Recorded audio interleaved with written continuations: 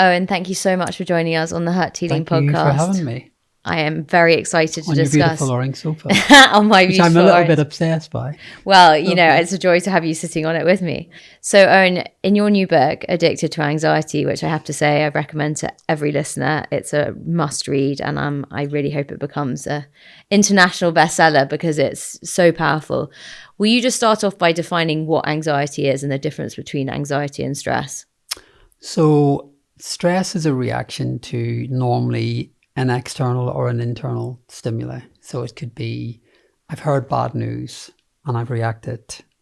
Something's happening in my life, or I've got news that I don't like. So, you'll have a normal stress reaction. Anxiety is much broader than that, and it's sometimes much more nuanced. So it can be a reaction to what's happening, but it also could be, it can come and go for no reason. And sometimes there won't be any obvious, sign, or there'll be no obvious trigger. It can be much more. People often describe having tidal waves of anxiety. They don't know why they've had it. So I think anxiety in itself it can be a more generic state, whereas stress can be more reactionary. But in a nutshell, the textbooks would say anxiety is an intolerance of uncertainty. That's how most kind of psychology theories would frame it.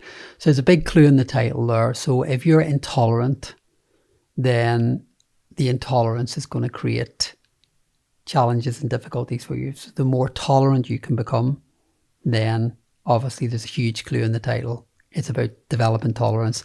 And I guess in the book, Addicted to Anxiety, I naturally talk about anxiety, but I don't think anyone has framed anxiety in the context of addiction before. And I really soul searched, like writing this book. I honestly, I can't say, talk about a deep dive.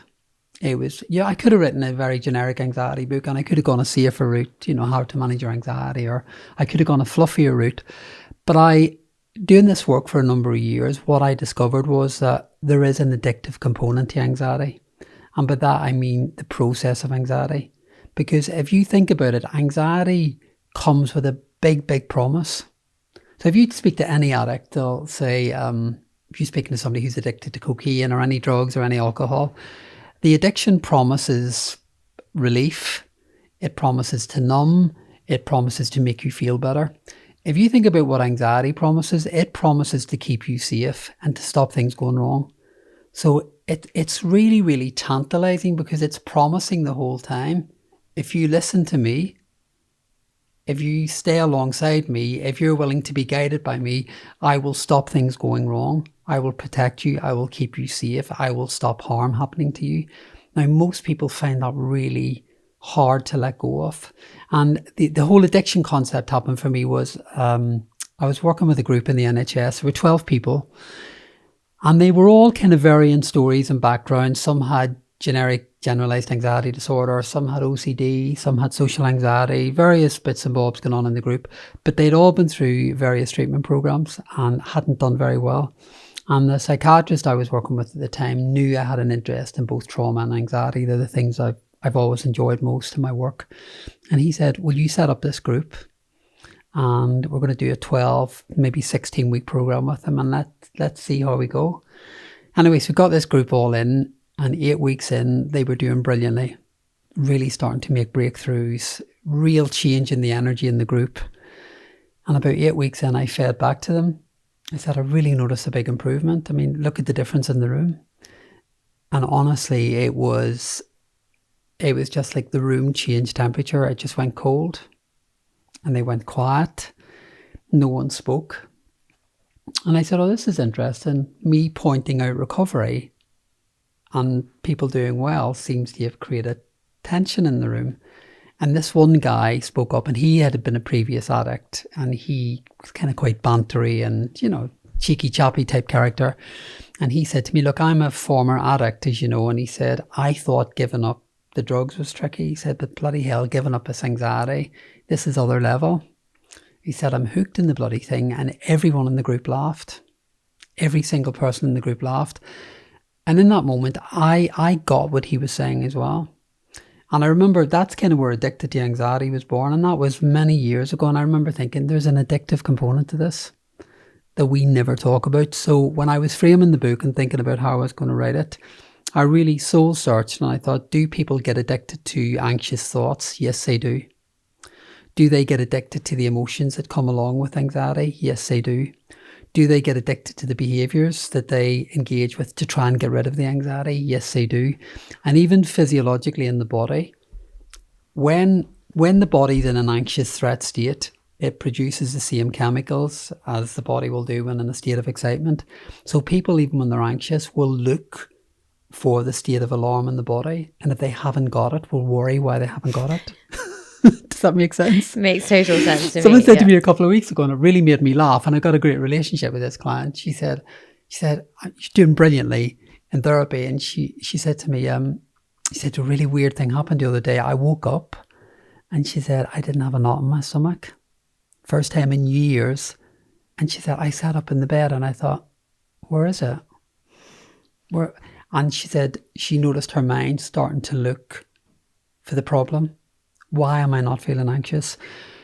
So I could go on about this all day, but in a nutshell, I believe that we get addicted to the process of anxiety. And that's a really hard thing to hear. And it's difficult, but the good news is that if you get addicted to anything, you can also become unaddicted. And I think that's the premise of the book, is the recognition that you play. I mean, I wouldn't be doing my job properly. What I want this book to do for most people is to help them realize that they are playing a much bigger part in their anxiety than they realize. So in the book, you take us through why it is so important to get to know your anxious self. Why is it so important to get to know your anxious self in mind, body, and also, as you say, it's, I mean, yeah, mind, body, and what's the third?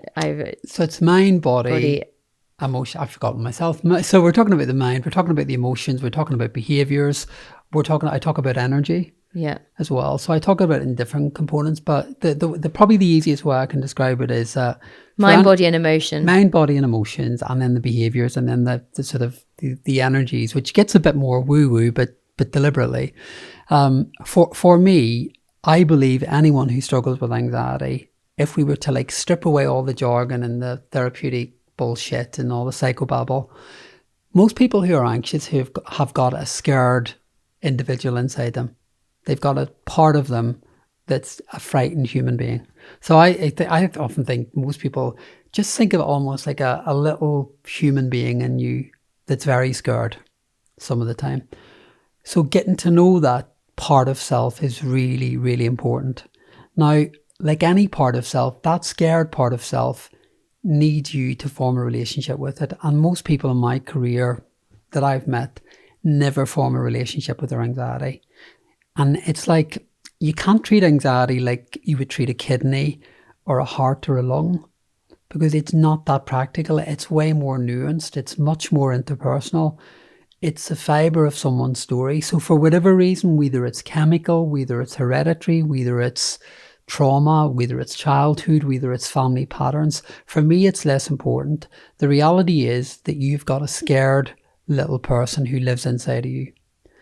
And being able to go towards that part of self, being able to acknowledge it, being able to welcome it, and being able to form a relationship with it, you get that right, I promise you, you're on the road to recovery. You ignore that part and you just go straight to the techniques or the desire to get rid of the anxiety, it's an uphill climb. So for me, unapologetically, the book started with, not only have you got to get to know that part of self, but you've got to willing to say, I am truly, truly, truly willing to meet you. Without conditions, without judgment, without shame, I'm willing to say, okay, you're a part of me. And it's like, you know, when you have someone to a dinner party, and like when you throw a dinner party, you know, you normally kind of want people who are quite fun and entertaining, and you kind of want everyone to get on together. And I often think that we all have these different parts to who we are. So we like the part of us that's successful. We like the part of us that's funny and intelligent and stuff. So what we tend to do is we gravitate towards the parts of self that we like and that we think are going to be very accepted by others. But then these other parts, like the vulnerabilities and the anxiety in particular, these are the parts that we think, not sure about this, or I'm not sure I want people to know about this, or I'm not sure I want people to see this part of me. And I think when you're dealing with anxiety, it's like you throw a dinner party in your life, but all of these parts get a seat at the table. And there's no good or no bad, there's no right or wrong. They're all interweaved and they're all integrated. And I think for me, that's what that's what a consolidated human being looks like. They're able to be comfortable with all of it. And for many people, anxiety is a huge problem. And it's the part that's probably louder than most. It shouts louder than most. It's demanding. It will keep coming back time and time again until it gets the attention that it needs. So it's like you give it a seat at the table. You bring it in, you meet it, you pay attention, you're interested in it, and you form a new relationship with it. And you actually personify it in the book, don't you? You talk to your anxiety as though it is a he. Yeah, I talk about it. I see it as a part of me. I understand the part of me that's anxious. He grew up with a lot of trauma. He grew up with a lot of fear in Northern Ireland during the Troubles. So that part of me was on hyper alert, hypervigilance the whole time. So, you fast forward to then leaving that environment and growing up. That part still exists within me, but a lot of the information was never updated. And I feel that within myself as well. Like I've done quite a lot of work over the years on that inner child. And like you, I had quite a lot of early childhood trauma. I went to boarding school at a very young age and I had serious separation anxiety. And actually it's reminding that little girl in me that it's okay. Like I'm not abandoned. I am lovable and I'm safe in this, in this current environment, and I'm not under threat. It felt as though I was when I was a child, because obviously I didn't understand the environment I was in. So like you, I developed various coping strategies. But I think often when you reacquaint yourself with that inner child and that anxious self and get to the root of why it's causing you anxiety now, and you welcome it in, as you say, okay, that's okay, don't worry, and you self-soothe, you employ strategies to kind of try and get those anxiety levels down. But it's also even more than that. I would say is, you also go to it being very aware of, okay, there were a lot of things that you didn't get. There were a lot of needs that weren't met. There were things that happened that probably shouldn't have happened. So I'm really sorry that happened, and I'm really sorry that I wasn't around to look after you, but I'm willing to do that now. So it just doesn't become about the welcoming in. It becomes also about, I'm now willing to look after you. And I think that's a key thing a lot of people with anxiety miss, that every human being has that part within them. Because it's intuitive, it's instinctual. If you and I walked down Notting Hill today and we saw someone in trouble, or we saw someone suffering in some way, the natural instinct for most people is to go over and respond and to offer support and kindness and compassion and all of that stuff. Every human being, most human beings, unless you're completely sociopathic or detached in some way, most human beings have that innate ability to do that. So it's about trusting that ability is within you, but it's kind of then being able to access it, so that when this part comes in, just double checking, is this going to be okay? Am I safe? I feel a bit uncomfortable at the minute. I'm not sure about this. You're then able to access it and say it's okay.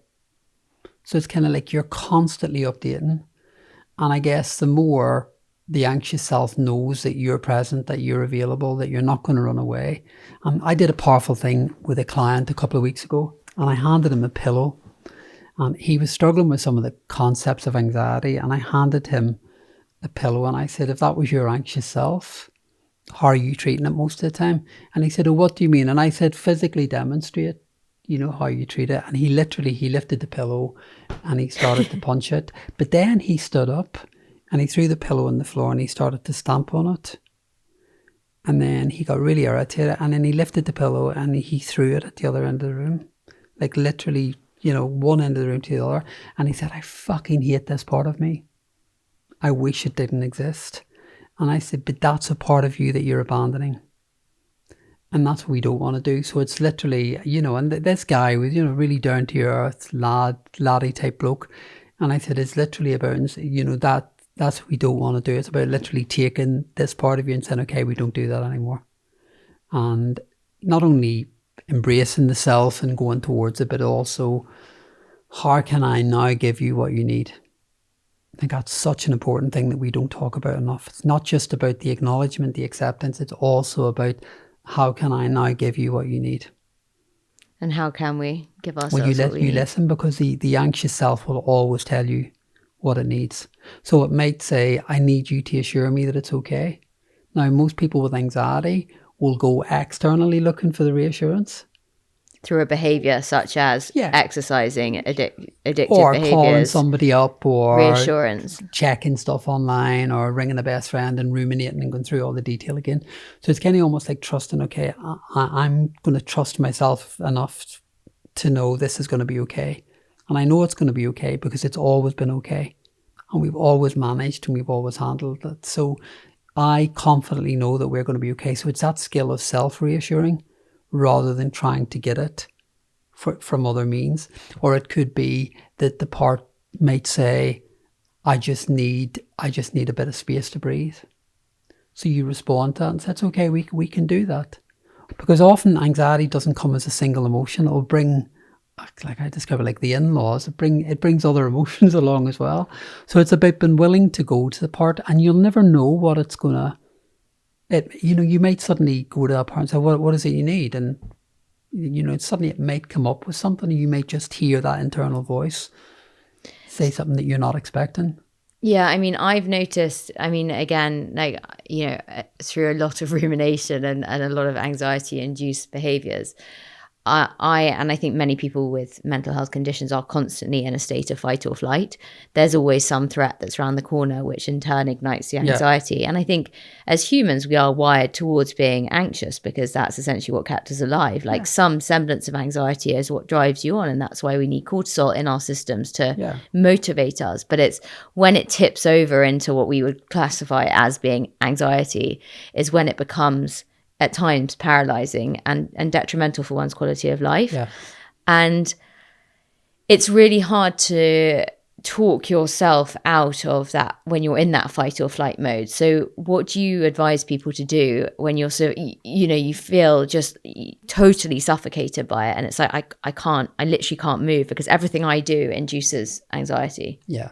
I mean, look, you talked about fight or flight, and then you've got the state of freeze as well, which is sometimes essential, but there's almost a state of collapse, which is just the brain's way of managing when it just becomes too big or too much. So, the fight mechanism is to get away. The fight is to kind of try and attack and almost fight back, and the freeze becomes a way of completely numbing out. So you are 100% right. They are normal reactions, and in a situation where they're needed. So like if someone came running into this room today threatening us, our anxiety would work very favorably for us because it would say, okay, we need to think about how we're going to get out of this room, or we're going to have to really think about how we're going to manage this. So the anxiety would be working favorably for you. So it's about being able to differentiate, okay, this is an appropriate response. But most anxious people know when the response is inappropriate because part of their brain will work out, nothing's happening. I'm just in a meeting at work, or I'm just doing an interview, or there is no real threat here. So why has my alarm gone off? So I guess really, if I were to simplify it really down, what I'd say is, look, try to think of it almost like an alarm system that's gone off unnecessarily. And that's very often what anxiety is. It's just a state of threat and state of alarm that's gone off just in case. Now, most of the time, and in fact, the majority of the time, the just in case is totally wasted. It's not needed at all. So it's about one, recognizing, okay, the state of my threat system, my alarm has gone off. I've seen this go off 1,000 times in my lifetime. Often it's a false alarm. It's about the ability to be confident enough to know, all right, I can deactivate that. And you do whatever you do, whatever works for you. So for some people, it'll be breathing techniques. For some people, it'll be more consolidated grounding techniques. For some people, it could be even simple, like repeating a mantra. Whatever you can do to just kind of, if you think of it physically, so the state of alarm will manifest primarily in the body. So most people, when they're anxious, will locate quickly where they're feeling in their body. So the moment you can identify that the body has moved into a state of alarm, and you can then deactivate that state of alarm in the body, first of all, that will send a message to the brain saying, okay, you can stand down. This was a false alarm. So you're becoming very skilled not only in your own anxiety, but you're becoming very skilled in how you react to anxiety. So you then get to know the differentiation between, all right, okay, I know this, like you and I both know, when anxiety moves in with 100% confidence, you know it's anxiety because you know the feeling in the body. You know what it sounds like in your head. You know what the feelings are like. You know how disempowering it can feel. So you can confidently say, I know what this is. This isn't the story that's playing out. This is simply anxiety. And my responsibility is to, firstly, let's turn the fire alarm off. Let's turn the alarm off because that's quite noisy and it's quite irritating. And then when you've done that, then it's about going to the anxious self and say, okay, what do we need? And in your book, How to Be Your Own Therapist, again, you use a lot of techniques and strategies. And I think quite often you tell clients, where are you actually feeling it in the body? And that can be quite an interesting device to adopt, because I think so often you're just so detached between mind and body. And actually just acknowledging, like, where's it sitting? Is it in your tummy? Is it in your chest? Like for me, I get, very tight in my chest and my breathing increases. And then sometimes when I'm really nervous, I can feel it in my tummy.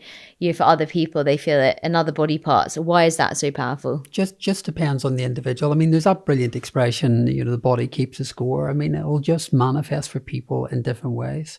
And the human body, I mean, if you think about what's happening, it's just kind of priming up and getting ready for a threat. Do I need to run? Do I need to get out? Do I need to defend? What do I need to do? So it'll depend in context.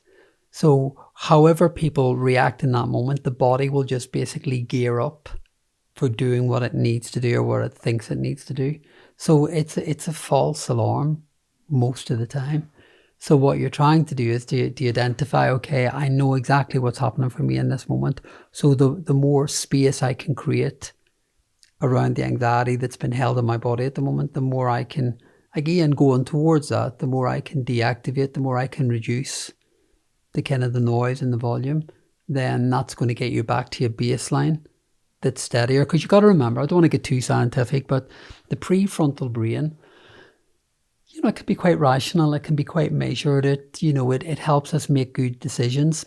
When we're in a state of alarm and threat, that prefrontal brain tends to shut down because it thinks, okay, there's an emergency at the minute, there's danger, there's immediate threat. So the bigger priority, this is not a time to reflect, to analyse, to be rational. This is a time to get the hell out of the room. So what you're trying to do is you're trying to reset the alarm system so that you can bring your prefrontal brain back on board, because that's the part that you need the access to then help you level.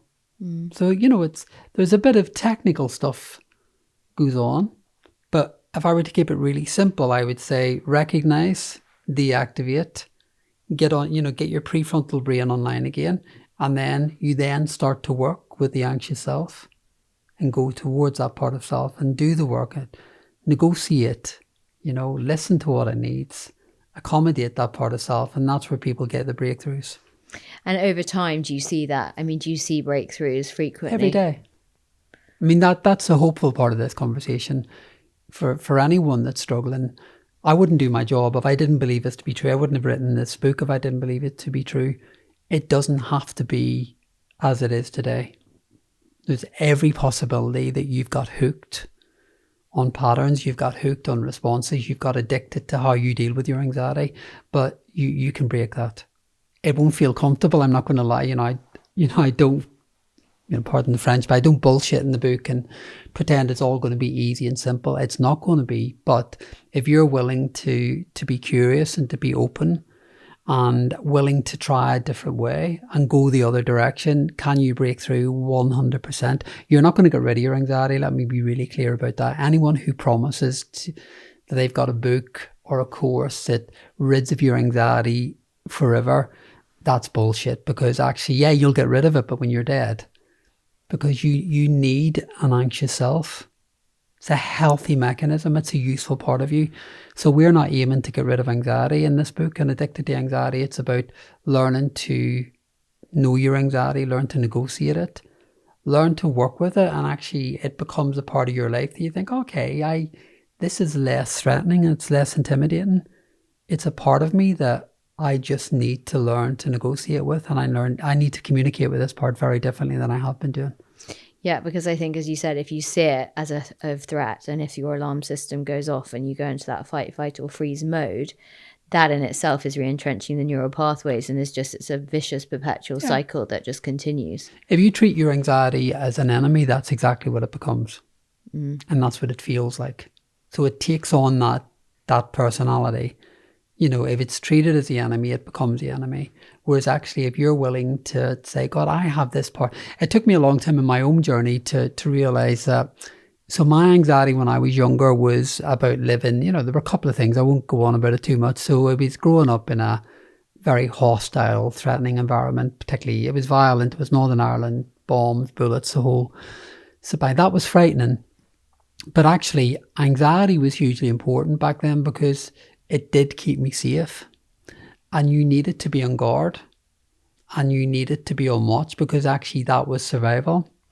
And you know, I was I didn't know back then, but I was a little gay kid. I was different. I was in a very working class, area where difference wasn't tolerated very, very well. And at some level, I knew that. So there was threat at that level as well. There was quite a lot of bullying at school, and because I was playing piano, Billy Elliot type scenario. So there was all of these different threats going on. You know, my family didn't know, we lived in a very working class. My parents had to work hard. There wasn't a lot of money around. So there was threat everywhere. I'm also Catholic, so that adds another, I haven't described Irish, Catholic and gay. It's like a triple threat for anxiety. So it was a whole mixed bag of stuff. And when I look back on it, I think actually anxiety was a hugely important mechanism for me back then because it was needed. So when I discovered in my own therapy that's how it needed to be to survive all of that there, it was when I then get into my adult life and I realised that the information hadn't been updated and that some of those patterns were coming into my adult life when I didn't need them. It was then I thought, okay, I can maybe make a decision now that I don't need to carry that level of threat with me anymore. And I'm grateful. It took me a long time to actually be grateful for my, it sounds a weird thing, isn't it? Because we know what anxiety feels like. It's bloody uncomfortable. But then when I started to think, God, but actually that was such an important part of my life and such a helpful part of my life. When I started to think about it that way and think every time he moves in, I sort of get, this is an ally of mine who's well-intentioned, well-meaning, not an enemy, not a threat. He's just constantly checking in. Is it okay? Are you safe? Do we need anything? So it's kind of like, now I just see it as this very overprotective part of self that I know very, very well. It's even I did a talk a couple of weeks ago, and every time I do an event or a talk, like without fail, I sort of, you're talking about expecting anxiety, like particularly if it's bigger events, I'll walk out, just before I go out onto a stage or I do anything, without fail, I just know my anxious self will come out and start to create a story. What if you forget? What if you dry up? What if they don't like your content? Oh my God, look at who else is doing this event. And I'm so familiar with the story that it's kind of like, okay, I get it. And what I've done over the years, I've rather than kind of push the part away, what I'll do is I'll bring that part with me onto the stage, unapologetically. And sometimes I'll tell a story, and if it's particularly bothering me, I'll tell the audience what the story might be. And even that in itself can just be an integration of kind of thinking, I'm not ashamed of you. I'm not going to disown you. I'm not going to ignore you. But I'm going to acknowledge that you often are a pain in the ass and show up. Sometimes in a very enforced way, but actually the intention's well-meaning, and you just take all of the energy out of the sense of threat. So for anyone who is listening to this day and listening today and they're struggling with your anxiety, I mean, please know that this can get better. It can improve. There is 100% hope. I watch it every day of my career. I see people starting to break through and recover and reclaim their life again. So if you're in any way, shape or form struggling with anxiety, you've got stuck, you're not stuck. You might feel stuck, but you're not. There's always way through. And I think it's acknowledging that it does go in ebbs and flows. Like it's not a plain sailing trajectory recovery from any of these things. I mean, I have weeks when I'm really anxious, and at this time of year, when it's January, it's dark, it's grey, I expect my anxiety to go up, and I expect my depression to be worse, and I have to navigate that time. And like you said, I have to employ certain strategies and more of them, because I know it's a time when everything kind of escalates a bit. And it is, and that's the frustrating thing about being addicted to anxiety, having any mental health condition. It does get worse at times, and I think people expect it's like, oh well, I've had a good period, and therefore it's either good or it's bad, and it's not. It's navigating it like the weather. It's quite changeable. Yeah. But it's also about remembering as well. As I mean, most people, when I meet them, particularly if they're anxious, they'll really identify with their anxiety. And they'll say stuff like, oh, I'm really anxious, or I've been a worrier all my life. And they'll place labels on it. And I guess what I will always say to someone is, oh, actually, that's not who you are. It's what you experience. It's what you witness. It's what, happens to you some of the time. But it's not a definition of who you are. I mean, I meet you today. We sit here and we talk. I meet you, the human being. I meet Pandora. We chat. I learn that you have a part of you that sometimes ramps up, but it's a part of you. It's not, I don't see you as anxious. I see you as a human being who understands anxiety, who experiences it, but it doesn't define who you are. And I think that's a crucial thing for people who are struggling with mental health conditions, is not defining yourself as the condition, which is why I do take issue with the 12 steps, in that you identify as, I am an alcoholic, I am a drug addict, I am an anorexic, because yes, I have anorexia and I struggle with it, but it doesn't define me. And I hope people see past that, because I think often the person struggling themselves can very much identify with that thing. It's interesting you bring up the 12 steps, because look, I'm very aware in this book, Addicted to Anxiety, that, I'm talking about addiction in the context of anxiety, which is new territory, but I wholeheartedly believe it's the right thing to do. I really do believe that we do get hooked. We get addicted to the process. So unapologetically, I know I've done the right thing, and I believe clinically it's true. But the one part of there's some incredible work going on out there with addictions. And my take is, if it works, it works. I don't care what you do. If you use a 12-step program and it works for you, I agree. Fill your boots, do it. Yeah. But the one thing I do disagree on is, and particularly with anxiety, for example, I don't believe that you're powerless. I believe you can feel powerless. And I believe that there are moments when it can feel very overwhelming, but you're not. And I think with anxiety, because it can be dominant, it can be loud, it can be forceful, the knowing that you're not powerless and that this is just a part of you that you need to work with, but sometimes you might need to be firm with it as well. There might be moments when you might need to rein it in a little bit and say, actually, you don't need to be in charge here. I'm in charge here. So you can have that firmer but compassionate tone with it, but you're not powerless. And it's a one thing around addiction theory in the book that I say I go the other way here. I wholeheartedly do not believe that you are powerless over your anxiety. I believe that you have way more power over your anxiety than you realize. And the more you start to work with it in a different way, go into it, lean into it more, get to know it more, go the other way. Whatever you're doing at the moment to try and manage your anxiety, which is actually not managing it, it's maintaining it, go the other direction, because that's where your breakthroughs are likely to be. It's so true. And I think that's the case with many addictions. It's almost, obviously, with alcohol and drugs, one does have to learn to abstain completely, but it's acknowledging that at times it can be like a tantruming child in the corner. And it does need to be left to have a tantrum and say, okay, you're going to be really bad today, but I'm going to let you have the tantrum, but it's not going to affect the way that I conduct my behavior today. And I agree with you. I don't think we are powerless. I mean, someone said to me the other day, I was moaning about my OCD and how I'm really trying to do just such a basic thing in the gym of cutting down from 4 sets of an exercise to 3. And I just, every time I get to it, it's like a rabbit in the headlights. I just freeze. And my brain comes up with a million reasons why I should keep at the 4 sets and I shouldn't go down to the 3 sets. And do you mind me asking? No, not at all. What would happen if you did 3 instead of 4?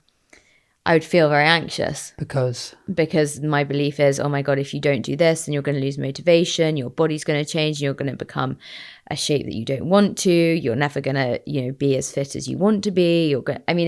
There's a spiral, and it's very self-obsessed, and it starts catastrophizing.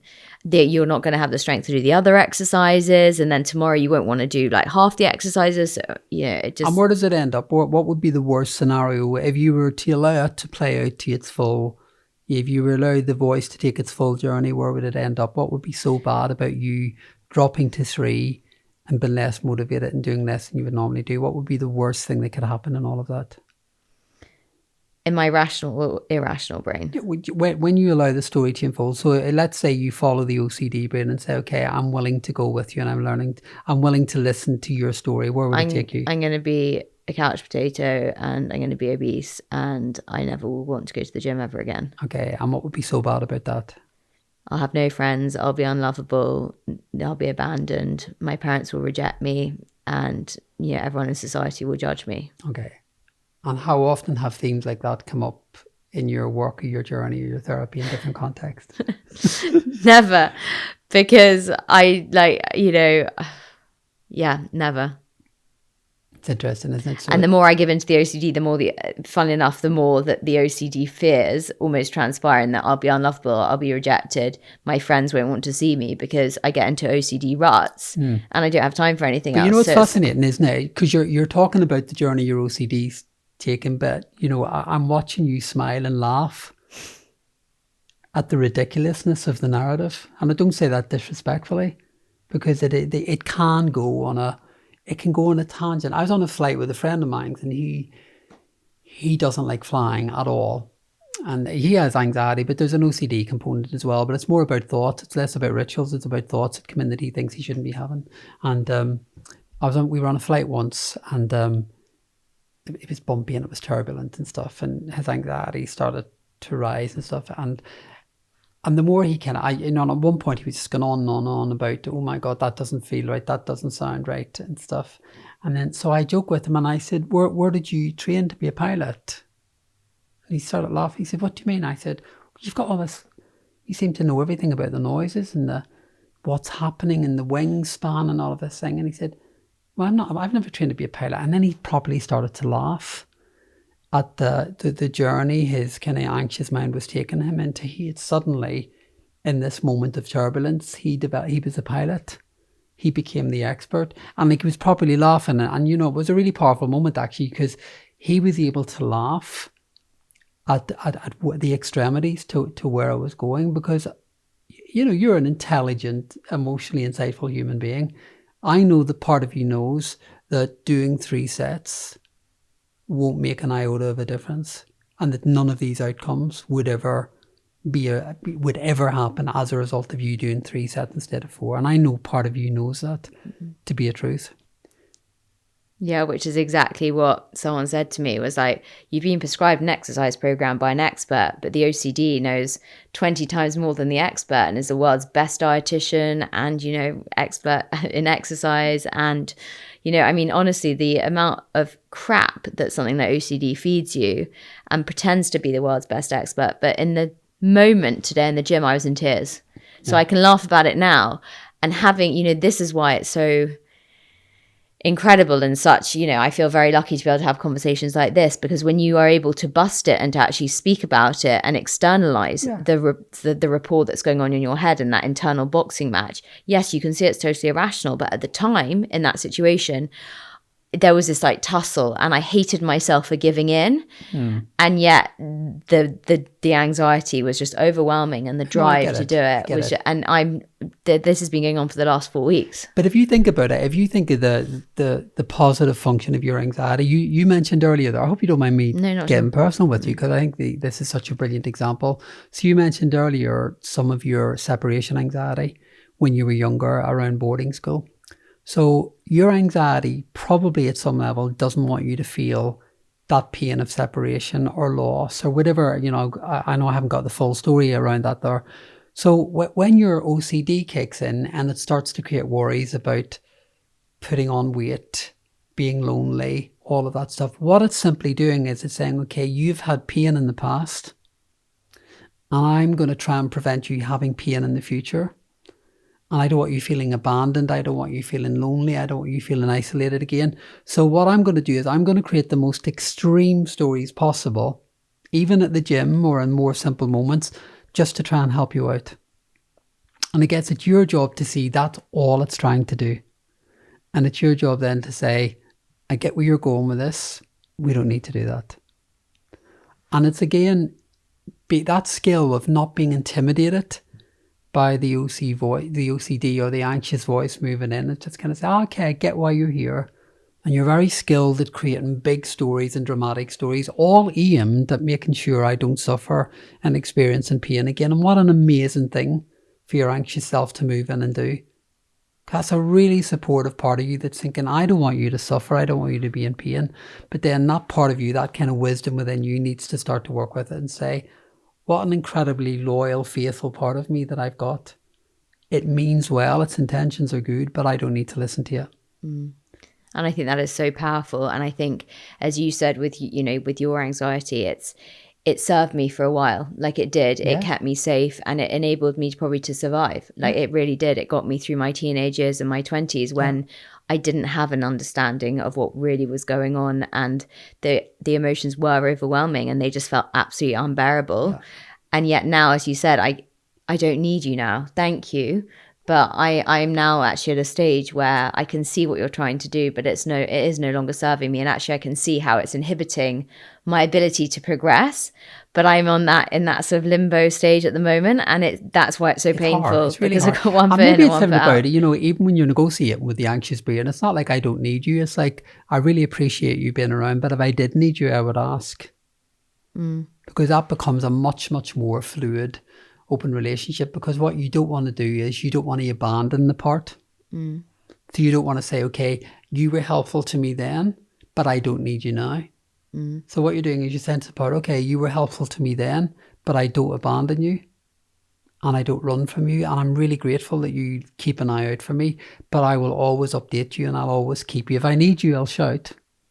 And if I need you to keep an eye out for things, of course, there might be moments when a more obsessional focused, approach might be useful. Like if you had a big project or there was something going on that really needed a lot of quick attention and focus, it might be okay. There are moments in time when that's okay. But for now, it's like, oh no, it's okay. You can step down. I was saying to somebody earlier, on a different podcast, when you're doing stuff in your life that's different, when you're, particularly for me, when I'm doing a book at the moment, I've got a big project coming up that's quite public.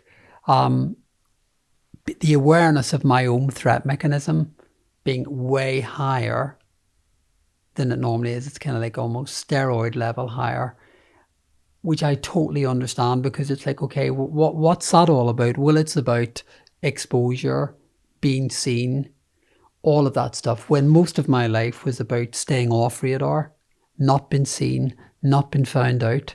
So of course my anxious self will step in and say, are we sure about this? Because the early story was all about, you don't want anyone to find out you're gay, you don't want to be seen, you want to keep safe, you don't want to be any bother, you don't want to get into any trouble, you don't want to cause stress for your parents, they've got enough going on.